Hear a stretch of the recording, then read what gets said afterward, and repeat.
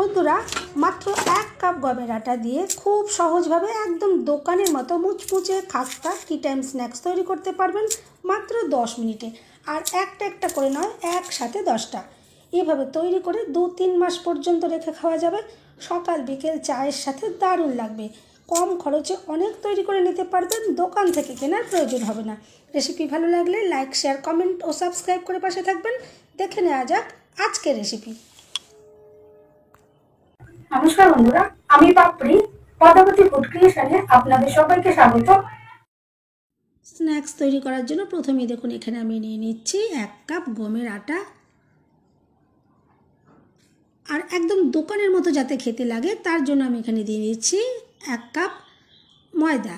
আপনারা চাইলে কিন্তু সম্পূর্ণটা আটা দিয়েও করতে পারেন, আবার সম্পূর্ণটা ময়দা দিয়েও করতে পারেন, আবার আমার মতো করে এরকম দুরকম আটা ময়দা মিশিয়েও কিন্তু করতে পারেন। আমি দেখুন খুব ভালো করে একটু মিশিয়ে নিলাম।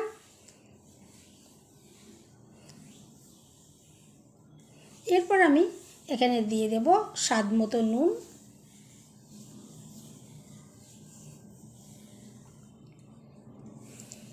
দিয়ে দিচ্ছি 1/2 চামচ জোয়ান, আর দিয়ে দিচ্ছি 1/2 চামচ কালো জিরে। এতে কিন্তু সুন্দর একটা ফ্লেভার আসবে, একদম দোকানের মতো কিন্তু খেতে লাগবে। এরপর দেখুন আমি সব কিছু একটু ভালো করে আবারও মিশিয়ে নিলাম।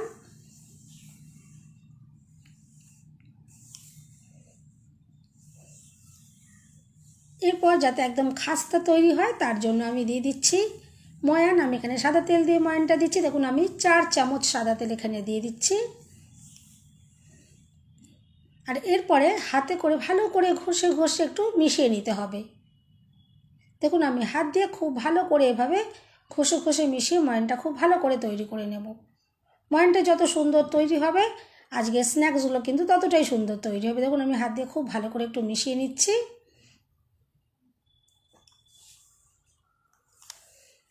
আর এভাবে ভালো করে মিশিয়ে নেওয়ার পরে দেখুন একটা মুঠো করে এরকম দেখতে হবে, যে যদি একটা মুঠো এরকম তৈরি করা যায় তাহলে বুঝতে হবে যে ময়ানটা সঠিকভাবে রেডি হয়েছে। আর এরপরে অল্প অল্প করে নর্মাল জল দিয়ে আমি মেখে নেব। দেখুন বারে বারে অল্প অল্প করে জল দিচ্ছি আর মেখে নিচ্ছি। একবারে কিন্তু বেশি করে জলটা দিয়ে দেওয়া যাবে না। দেখুন বারে বারে অল্প অল্প জল দিয়ে আমি মেখে নেব।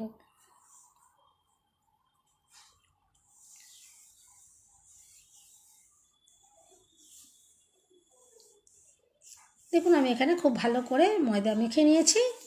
দেখুন এখন আটা আর ময়দার ডোটা দেখুন একদম রেডি হয়ে গেছে। আর এখানে দেখুন আমি মিডিয়াম করে মেখেছি, খুব শক্ত নয় আবার কিন্তু খুব নরমও নয়। দেখুন ঠিক এরকম করে মেখে নিতে হবে। এরপর আমি ডোটা চাপা দিয়ে রেখে দেবো মাত্র 10 মিনিটের জন্য। এরপর দেখুন 10 মিনিট হয়ে গেছে, আমি চাপাটা খুলে নিলাম। আর এরপর কিন্তু আর খুব একটা মাখার দরকার পড়বে না, আমি একটু আলতো হাতে একটু মেখে নিলাম। আর এখন দেখুন এখান থেকে আমি 2 ভাগ করে নিচ্ছি, যাতে খুব সহজেই খুব সহজভাবে তৈরি করা যায়। আমি একদম সেই সহজ পদ্ধতি আপনাদের সাথে শেয়ার করছি। দেখুন আমি এবারে বেলে নিচ্ছি। সামান্য আটা বা গুঁড়ো ময়দা যে কোনো কিছু ছড়িয়েই কিন্তু একটু এটা বেলে নিতে পারেন।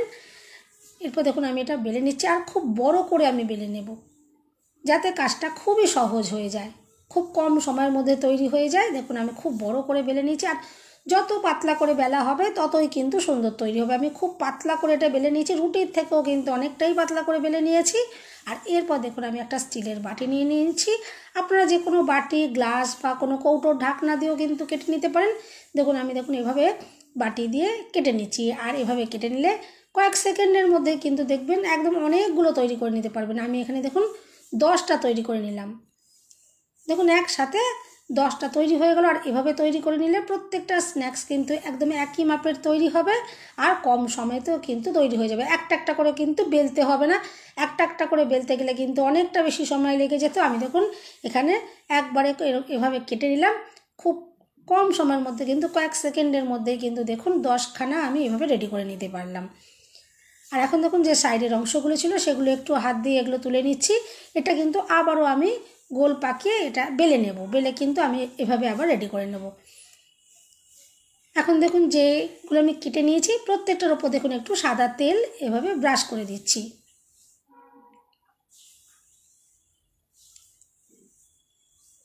আর সাদা তেল ব্রাশ করে দেওয়ার পরে আমি একটু এর ওপরে কর্নফ্লাওয়ার ছড়িয়ে দেব।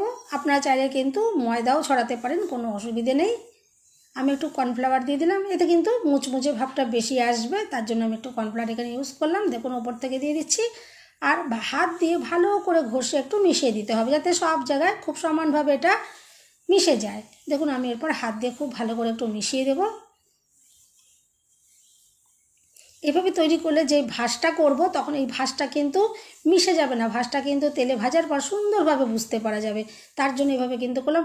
আর এরপর দেখুন আবারও এর ওপর আমি ভাঁজ দিয়ে দিলাম, আর এই ভাঁজের ওপরে কিন্তু আমি আবারও দেখুন একটু সাদা তেল ব্রাশ করে দিচ্ছি, আর কর্নফ্লাওয়ার এভাবে ছড়িয়ে দিচ্ছি, দিয়ে এভাবে হাত দিয়ে ভালো করে মিশিয়ে দেবো। আর এরপরে একটু আঙুলে করে জল একটা কোণার ভেতরে একটু আমি লাগিয়ে দেবো, দিয়ে কোনাটা চেপে দেবো। দেখুন একটু জল আমি লাগিয়ে দিলাম, আর কোনাটা খুব ভালো করে চেপে দিলাম। আর বাদ বাকি জায়গায় কিন্তু কোনো রকমের চাপবার কিন্তু কোনো রকম প্রয়োজন নেই, এটা যাতে সুন্দর বেশ ফোলা ফোলা দেখতে হয়, তার জন্য দেখুন আমি শুধু কোনটা একটু চেপে আটকে দিলাম, বাদ বাকি জায়গায় কিন্তু আমি আলতোভাবে রাখলাম, যাতে ভাঁজগুলো সুন্দরভাবে বুঝতে পারা যায়।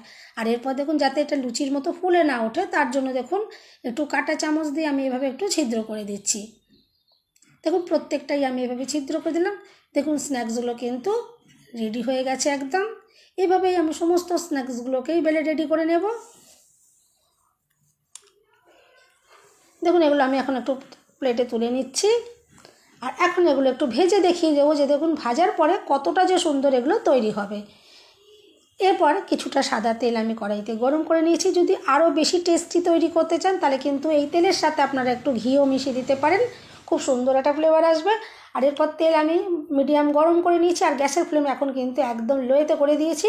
আর তারপর দেখুন একে একে আমি স্ন্যাক্সগুলো তেলের ভেতরে দিয়ে দিচ্ছি, আর সাথে সাথে কিন্তু উল্টোবার কোনো দরকার নেই, এভাবে একটু সাঁড়াশিটা দিয়ে একটু নাড়াচাড়া করে দিলেই হবে। আর এরপর এগুলো ভালো করে মুচমুচে করে ঘুরিয়ে ফিরিয়ে ভেজে নিতে হবে, আর একদম কিন্তু লো ফ্লেমে ভেজে নিতে হবে। লো ফ্লেমে ভাজলে ভেতর থেকে আর বাইরে থেকে দুভাবেই কিন্তু সুন্দরভাবে ভাজা হবে। দেখুন একদম লো ফ্লেমেতে এগুলো আমি ভেজে নিচ্ছি, আর আস্তে আস্তে এর ভাজগুলো যে কতটা সুন্দরভাবে বুঝতে পারা যাচ্ছে আপনারা তো দেখে বুঝতেই পারছেন। দেখুন আমি একটু সামনে থেকেও আপনাদেরকে দেখিয়ে দেবো যে ভাজটা কতটা সুন্দরভাবে দেখুন বুঝতে পারা যাচ্ছে। দেখুন আমি সামনে থেকে একটু দেখিয়ে দিলাম কতটা দুর্দান্ত দেখতে লাগছে। দেখুন ভাজগুলো একদম কিন্তু দোকানের মতনই তৈরি হয়েছে। আপনারা চাইলে কিন্তু এর সাইজ কিন্তু আরও বড় বড়ও তৈরি করতে পারেন, বড় কোনো বাটিতে যদি কাটেন দেখবেন তাহলে বড় বড় তৈরি করতে পারবেন। আর এগুলো ভেজে নেওয়ার পর আমি আপনাদেরকে দেখাবো, দেখবেন একদম দোকানের মতন একদম মুছে মুছে খাস্তা সুন্দর তৈরি হয়েছে। আর এভাবে যদি আপনারা বেশি করে তৈরি করে রেখে দেন কৌটো ভর্তি করে, তাহলে কিন্তু চায়ের সাথে খাবার আর কিন্তু কোনো রকমের চিন্তা থাকে না, চায়ের সাথে কিন্তু এগুলো ভীষণ সুন্দর লাগবে। আর কৌটো ভর্তি করে তৈরি করলে যখন মন চাইবে তখনই কিন্তু খেতে পারবেন, আর খুব কম খরচে কিন্তু অনেকগুলো তৈরি করা যাবে। দোকান থেকে কিনতে গেলে কিন্তু অনেকটাই দাম লেগে যায়। দেখুন সব আমি ভেজে সুন্দর করে রেডি করে নিলাম, আর ভাজগুলো যে কতটা অসাধারণ দেখতে লাগছে, আর আওয়াজ শুনে তো বুঝতেই পারছেন যে কতটা মুচমুচে আর খাস্তা তৈরি হয়েছে। এরপর আমি এগুলো ভেঙেও আপনাদেরকে দেখাবো, দেখুন ভেতর থেকে যে কতটা সুন্দরভাবে তৈরি হয়েছে।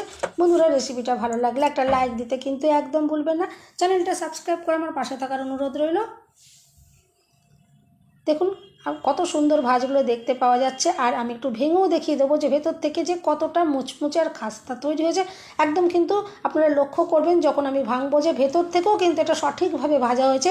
যদি সঠিকভাবে ভাজা না হয় তাহলে কিন্তু ভেতরে দেখবেন সাদা সাদা হয়ে থাকবে, কিন্তু আমি যখন ভেতর থেকে এটা যখন ভেঙে দেখাবো দেখবেন ভেতর থেকে সুন্দরভাবে একদম ভাজা হয়েছে।